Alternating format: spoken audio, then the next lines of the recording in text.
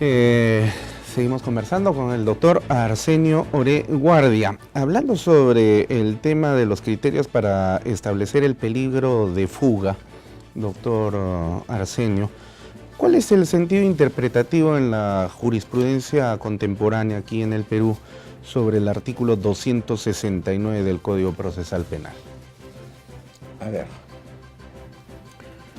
existe también en este caso una lógica. Si el artículo 268, en el inciso tercero, establece como uno de los componentes conjuntos copulativos que permitan la prisión preventiva y determina que efectivamente existe peligro procesal cuando hay una conducta que pone en peligro la investigación, es decir, que hay fuga, obstrucción de la prueba, esos son los componentes como para determinar que existe un peligro. Sin embargo, cuando se promulgó el Código de 1991, que es antecedente de este Código de 2004, Florencio Mixán manifestaba que los señores jueces muchas veces manejaban criterios subjetivos para considerar que había peligro procesal, peligro de fuga o de entorpecimiento. Y él se esmeró que, digamos, existieran algunos indicadores para que le permitieran al juez hacer, digamos, una apreciación más objetiva, que hubiera, digamos, arraigo domiciliario, arraigo procesal, arraigo laboral, etc. Y entonces, posteriormente, con los cambios sucesivos de política criminal y de la percepción que ha tenido el legislador, que ha ido a un endurecimiento del sistema penal, incorporando nuevos presupuestos para la prisión preventiva, como por ejemplo la reincidencia, la habitualidad, la pertenencia a una organización criminal, también se ha ido estableciendo algunos otros criterios, como por ejemplo el arraigo de calidad, ¿no? Entonces acá se ha manejado, me parece que en algunos casos muy desafortunadamente, poniendo esos elementos que se pusieron para evitar la arbitrariedad justamente al contrario, y creando algunas variables que como si fueran los presupuestos del 268, como por ejemplo hay una resolución de un señor juez que dice, en este caso el imputado ha demostrado arraigo domiciliario, laboral y familiar, sin embargo no es un arraigo de calidad.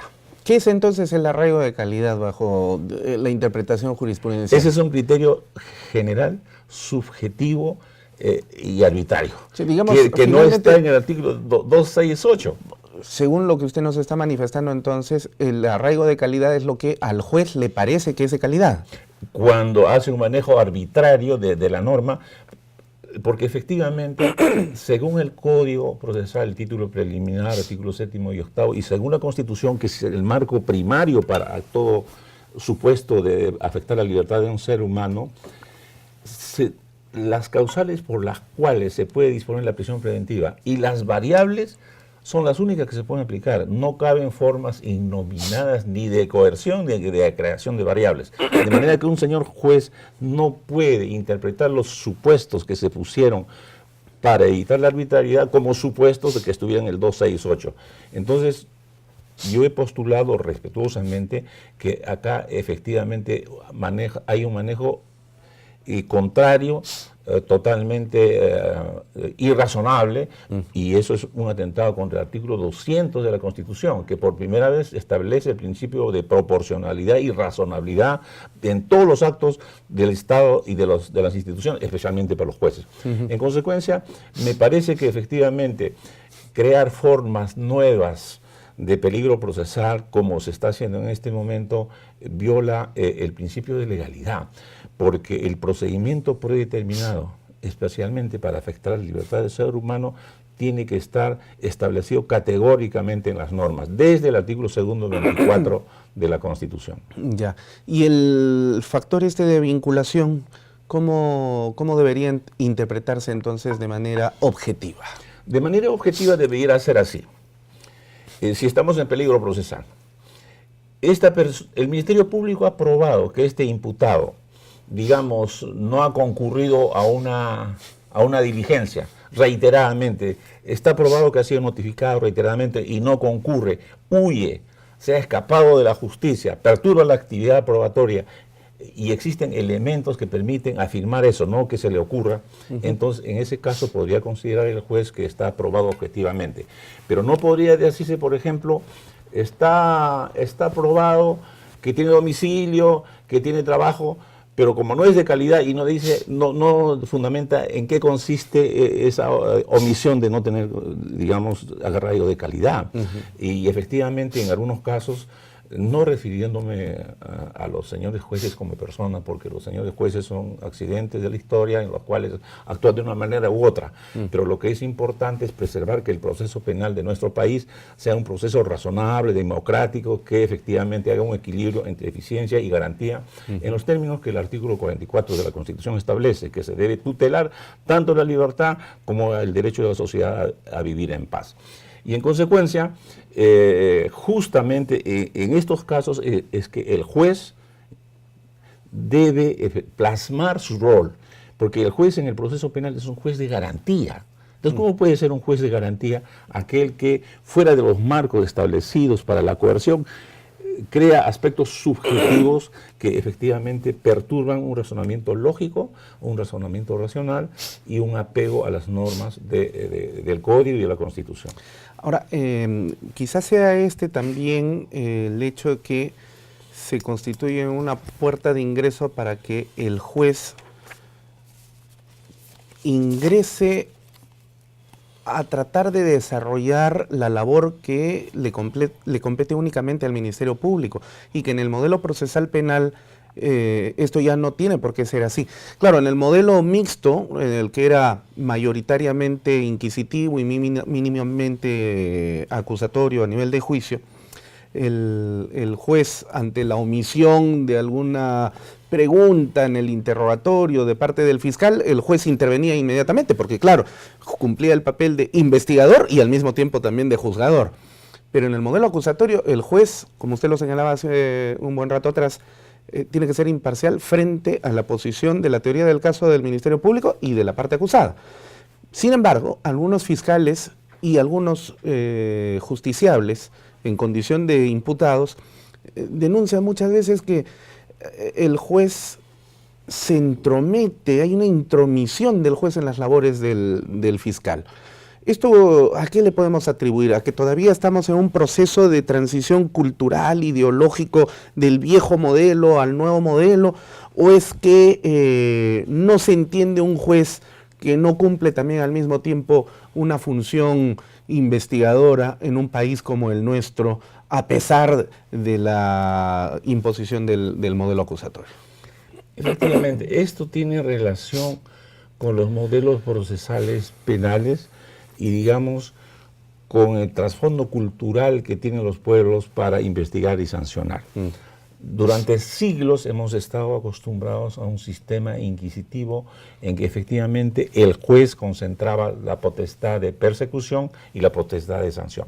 De hecho, el artículo 49 del Código de Procedimientos Penales de 1940 y todos los códigos anteriores desde la colonia establecían eso, de que el juez es un inquisitivo que efectivamente investiga, sanciona, y el Ministerio Público en esa época era prácticamente el agente. El agente. Eso se ha tratado de superar a partir de la reforma procesal penal del Perú, cuyo primer código es del año 91, luego el del 95, 97, que no entraron en vigencia, y este 2004. De lo que se trata es hacer, digamos,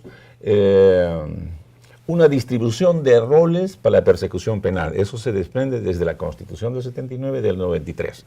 Entonces, ¿en qué consiste la distribución de roles? El Ministerio Público es el que persigue, tiene la potestad de persecución, el onus probandi que usted decía, y la defensa es la que tiene la labor de producir pruebas de descargo.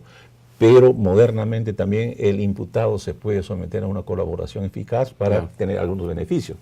Pero el juez, ¿qué cosa es? El juez es un juez de garantía a quien no le concierne sustituir la potestad de acción del fiscal.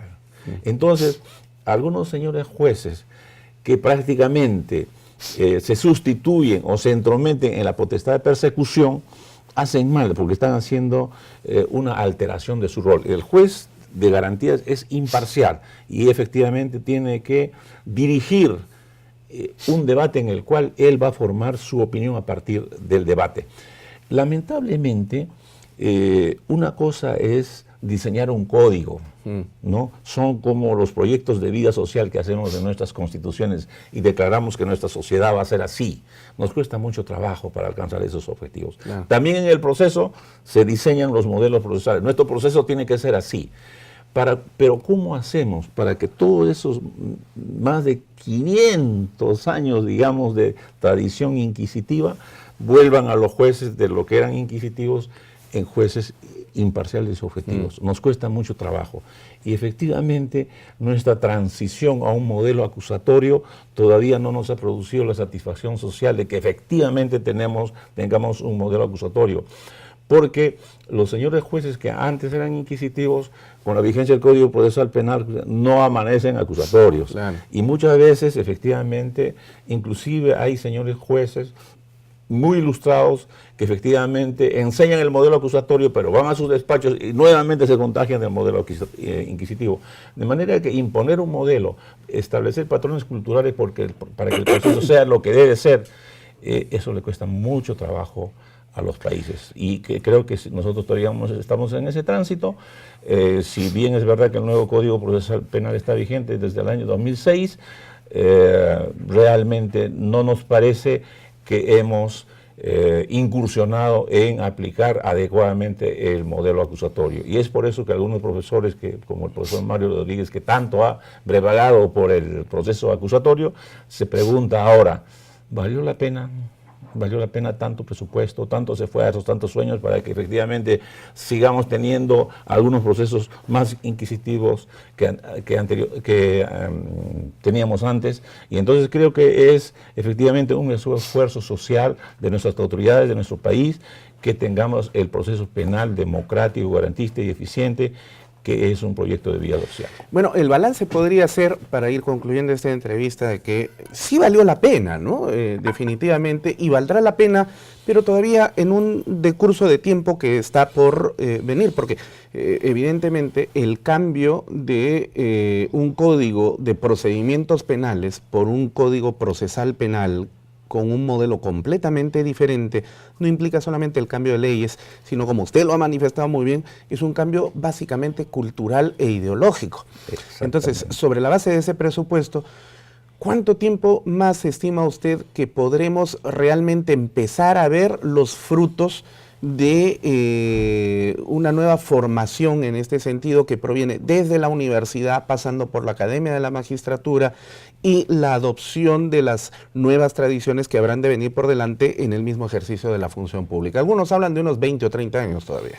Efectivamente, es como usted dice, toma tiempo el cambio de patrones culturales. Los nuevos modelos no se pueden aplicar inmediatamente. Claro. El drama es que ese tiempo muchos justiciables, llámense imputados o agraviados, lo pagan o con su libertad o con la defraudación de sus expectativas. Creo que sí, como usted dice, pasarán 20, 30, 40 años, y en esa labor tienen que mucho ver las academias, los profesores, pero sobre todo los ciudadanos, que digamos la forma como se presentan los hechos, las investigaciones, en una manera distorsionada, alimentan, digamos, una proyección social, que el proceso no es racional, el proceso muchas veces defrauda las expectativas sociales, y lo que tenemos que hacer todos es dar componentes que efectivamente hagan ver que el proceso que merece nuestro país es otro, es aquel que se desprende de la Constitución, de los convenios y de los convenios internacionales y del Código y de nuestras expectativas sociales. Muy bien, doctor Arsenio Oreguardia, ha sido realmente un placer conversar con usted el día de hoy en este programa Referente Jurídico. Estoy seguro que nuestros televidentes quedan muy satisfechos con su intervención. Vamos a seguir comprometiéndolo, no solamente para poder participar en la academia, sino también en este programa, porque con contribuciones como las suyas realmente podemos llegar a más colegas y más ciudadanos para que puedan comprender la necesidad de este cambio que involucra no solamente un tema de leyes, sino un tema cultural. Muchísimas gracias por Le vuestra agradezco participación. mucho, doctor Pacheco, y sobre todo la invitación también de la academia. Me siento ligado en el origen y actualmente perteneciendo a la comisión consultiva que con tanta generosidad el Consejo Directivo también nos ha encargado. Muchas gracias. Claro que sí. Muchísimas gracias. No se vayan, ya regresamos con la parte final de Referente Jurídico.